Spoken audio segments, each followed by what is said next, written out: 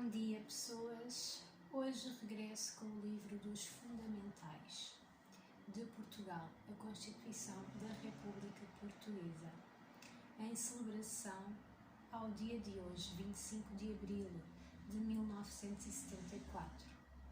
Esse dia não pode ficar esquecido nas nossas vidas e da nossa história. Passaram apenas 47 anos desse grande acontecimento histórico. Pois é, ainda não vivi esse número de anos e porque é que tenho a sensação que por vezes estou enrolada numa camisa de forças que me prendem os movimentos. Vou ler o preâmbulo da Constituição da República Portuguesa. A 25 de abril de 1974, o movimento das Forças Armadas, coroando a longa resistência do povo português e interpretando os seus sentimentos profundos, derrubou o regime fascista. Libertar Portugal da ditadura, da opressão e do colonismo representou uma transformação revolucionária e o início de uma viragem histórica da sociedade portuguesa. A Revolução restituiu aos portugueses os direitos e liberdades fundamentais. No exercício destes direitos e liberdades, os legítimos representantes do povo reúnem-se para elaborar uma Constituição que corresponde às aspirações do país. A Assembleia Constituinte afirma a decisão do povo português de defender a independência nacional, de garantir os direitos fundamentais dos cidadãos, de estabelecer os princípios basilares da democracia, de assegurar o primado do Estado de Direito democrático e de abrir caminho para uma sociedade socialista no respeito da vontade do povo português, tendo em vista a construção de um país mais livre, mais justo e mais fraterno.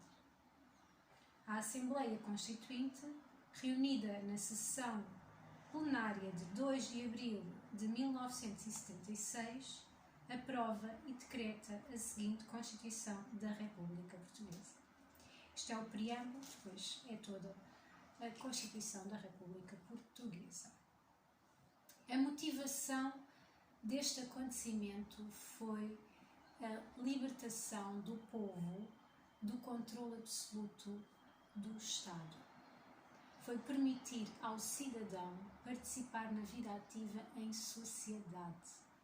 Foi eliminar um efeito negativo que existia, a opressão, provocada por pessoas e grupos que exercem um determinado poder, exerciam.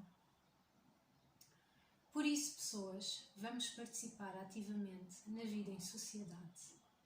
Eu aqui no canal vou deixando algumas ferramentas para poderem transformar o que ainda não está a nosso favor, a favor de cada um de nós. É verdade que somos alvo a toda a hora de notícias sobre a descredibilidade política. E claro está, tem como consequência a desconfiança e o afastamento do interesse sobre o que for conotado com a palavra política. Quando ouvimos a palavra política, desligamos o nosso interesse. É natural, todos nós nos afastamos do que não nos dá garantias, do que não nos dá confiança, do que não nos dá estabilidade com aplicação na vida concreta de cada um de nós. Quando não se atingem os objetivos, quando não se apresentam os resultados na vida concreta de cada um de nós, nas necessidades de cada pessoa, a consequência não poderia ser outra senão o afastamento. Mas temos de ser resistentes e continuar a sermos cidadãos interessados, curiosos e participativos. Se nos comprometermos a ser interessados, curiosos e participativos, invertemos a ampulheta. Imaginem se cada um de nós, uma vez por cada mês, for interventivo de alguma maneira na sociedade. Uma vez por mês. É o desafio. Multipliquem essas intervenções por todas as outras pessoas que também o são e vejam a transformação a acontecer. Tive conhecimento de pessoas que ficaram impedidas de exercer o direito de voto nestas últimas eleições. Sim, eu disse impedidas. O que é isto, senão o regresso a anos anteriores, a 25 de abril de 1964? Ponho-me a pensar que não há só gaivotas em terra. Se há pessoas que foram impedidas de votar, votar é um direito constitucional português, outras, por descrença, também não o fizeram, pergunto, será que estamos a ser governados por uma democracia? Estamos a ouvir a voz de todos? Por isso é que não nos podemos demitir deste papel que nos é atribuído até ao fim dos nossos dias, para nosso bem e das gerações futuras. Vou ler umas linhas do texto Rosas Vermelhas, da obra poética de Manuel Alegre, ele que sofreu com o regime fascista, com o regime de Salazar.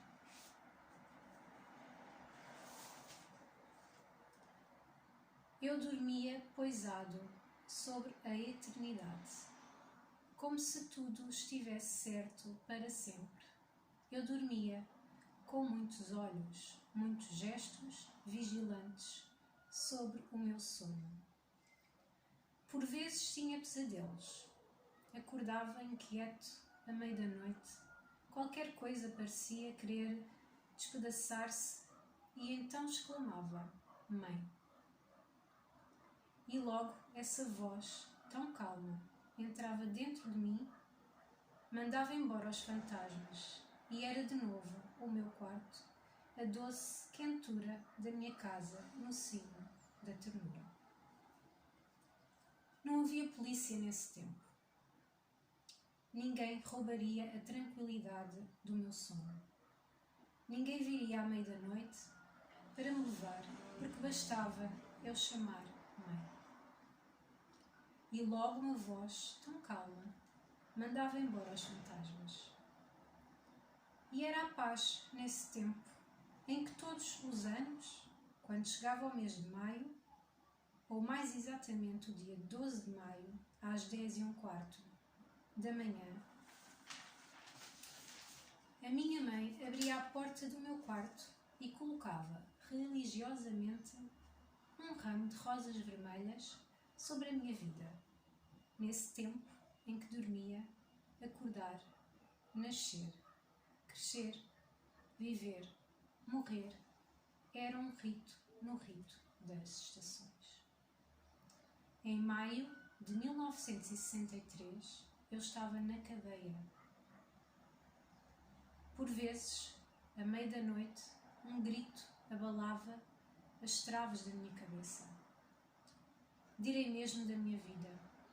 E eu acordava suado, dolorido, como se um rato, talvez o medo, me roesse o estômago e era inútil chamar. Onde ficar essa voz que dantes vinha repor o sono no seu lugar, repondo a paz dentro de mim? E as manhãs, penduradas no mês de maio, onde acordar era uma festa. Onde ficar a ternura? Onde ficar a minha vida? Em maio de 1963, eu estava na cadeia.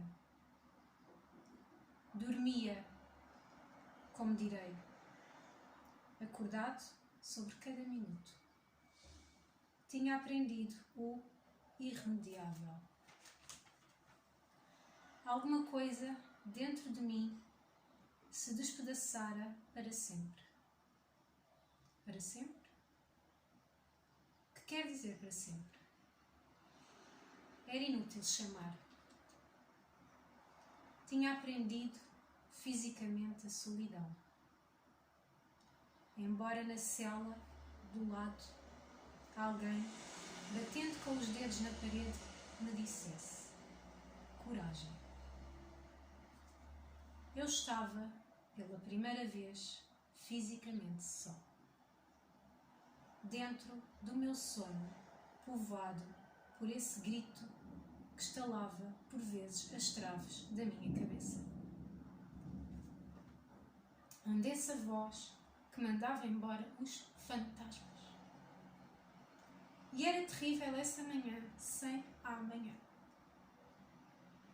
Essa realidade branca e gelada, toda feita de paredes, grades, perguntas, gritos. Mesmo que na cela do lado, alguém batendo com os dedos na parede me dissesse: bom dia. Era terrível acordar nessa estreita paisagem, com 7 passos de comprimento por 7 de largura. Tão hostil, tão dolorosa, como as regiões dos pesadelos. Porque acordar era ter a certeza de que a realidade não desmentiria o pesadelo. Mesmo que os meus dedos batendo na parede transmitissem notícias de um homem que podia responder: bom dia. De cabeça erguida, era terrível acordar no mês de maio, com a certeza de que no dia 12 a minha mãe não entraria pelo meu quarto, deixando-me na fronte um beijo e rosas vermelhas sobre os meus 27 anos. Talvez seja preciso renunciar à felicidade para conquistar a felicidade. Eu estava na cadeia em maio de 1963. Tinha aprendido a solidão. Tinha aprendido que se pode gritar com todas as nossas forças quando se acorda à meia-noite com um grito na cabeça e um rato, talvez, o medo, roendo-nos o estômago, que ninguém virá repor a paz dentro de nós. E então é a altura de saber se as traves mestras de um homem resistirão. Pois só a tua voz, amigo, responderá ao teu apelo torturado na noite. E nessa hora, a mais solitária das horas, se conseguirem cerrar os dentes, dar um murro na parede, acender um cigarro, se conseguirem vencer esse encontro com a solidão, o mais fundo de ti próprio, com que alegria, com que estranha alegria, na manhã seguinte tu responderás: bom dia. Mesmo que seja terrível acordar, no mês de maio, nessa estreita paisagem gelada e brava, com 7 passos de comprimento, com 7 de largura. É certo que se podem escolher outros caminhos, mas poderia eu ter escolhido outro caminho? Acaso poderia dormir descansado, onde quer que estivesse, sabendo que algures na noite há homens que batem, há homens que gritam? Os fantasmas tinham entrado no meu sonho. Invadiram a minha casa no cimo da ternura. Os fantasmas eram donos do país. E se eles viessem de repente, à meia da noite, e eu chamasse mãe? A voz, tão calma de minha mãe, já nada poderia Era um trabalho para mim, uma tarefa para todos aqueles que não podem suportar a sujeição.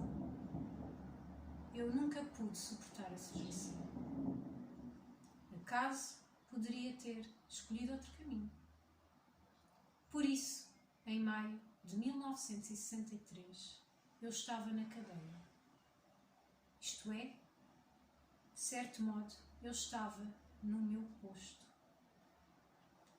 No dia 12, não acordei com o beijo de minha mãe. Porém, nessa manhã, não posso dizer ao certo porque é que não tinha o relógio, mas talvez, porque não tinha o relógio, mas talvez, quem sabe, às 10:15, que foi a hora em que eu nasci, o carcereiro abriu a porta e entregou-me, já aberta, uma carta de minha mãe. E ao desdobrar as folhas, que vinham dentro do subscrito violado, a pétala vermelha de uma rosa vermelha caiu como uma lágrima de sangue no chão da minha sala. Bem, é um texto comovente.